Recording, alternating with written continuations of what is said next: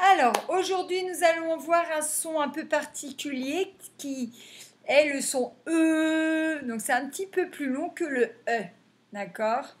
Donc, ça fait E ou, on peut l'écrire EU ou E dans l'eau et U. Donc, c'est un O et un E collés et avec un U.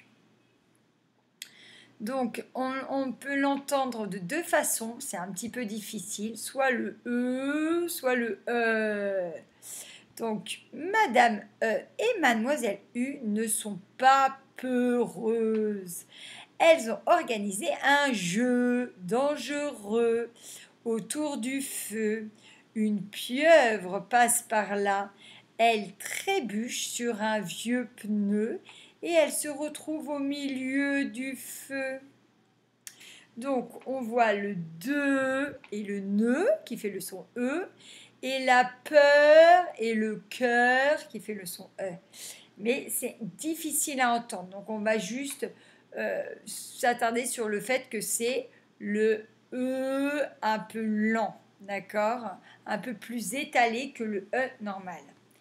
Alors, on y va. Un cheveu, un pneu, la queue, bleu, des œufs, un vœu. Donc, par exemple, quand pour son anniversaire, avant de souffler les bougies, on fait un vœu. C'est un souhait qu'on aimerait, quelque chose qu'on aimerait bien avoir ou quelque chose qui se réalise. Deux. Jeudi, le jour de la semaine. Des jeux. Un œuf. Alors là, c'est un peu différent. On dit des œufs au pluriel, mais on prononce un œuf. œuf, E. Le docteur. Ta sœur. Une œuvre. On va essayer de lire le petit texte. Ma grande sœur a de longs cheveux blonds. Tous les jours, elle les coiffe pour que peu à peu, ils soient bien lisses. Puis, elle les attache avec deux nœuds bleus.